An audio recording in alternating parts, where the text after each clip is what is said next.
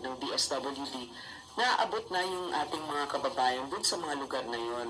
Kaya, ah, nakita rin natin na dapat kung meron isang mandato, hindi nagkakapatong-patong o nagdodoble. Ngayon, ganito. O kung hindi pala nagdodoble, tanggalin na natin yung AH, tanggalin na natin yung tupad. Yung ho kasing tupad, yung paglilinis-linis doon sa mga stero, yung mga kanal-kanal, meron hong budget yung DPWH sa paglilinis ng mga kanal-kanal, ha? Ngayon, pinapatrabaho nila dito sa mga kababayan natin na to na binibigyan nila ng pera dyan sa tupad na yan, meron hong pondong nakalaan para linisin yung mga kanal na yon, mga buwisit kayo. Anong nagkakapatong-patong? Baka nininenok nga yung pondo sa paglilinis ng mga stero at mga yung mga karsa-karsada eh. O saan napupunta yung pondo na yon?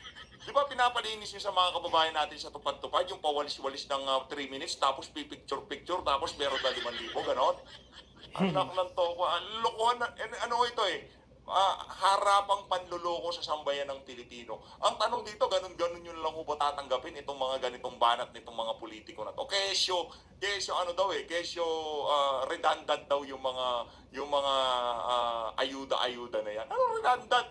Pati nga trabaho ng DPWH, pinatrabaho nyo sa mga ordinaryong Pilipino, tapos bibigyan nyo sila ng pera. Saan napunta yung pondo para doon sa trabaho na yun? Ang Yung iba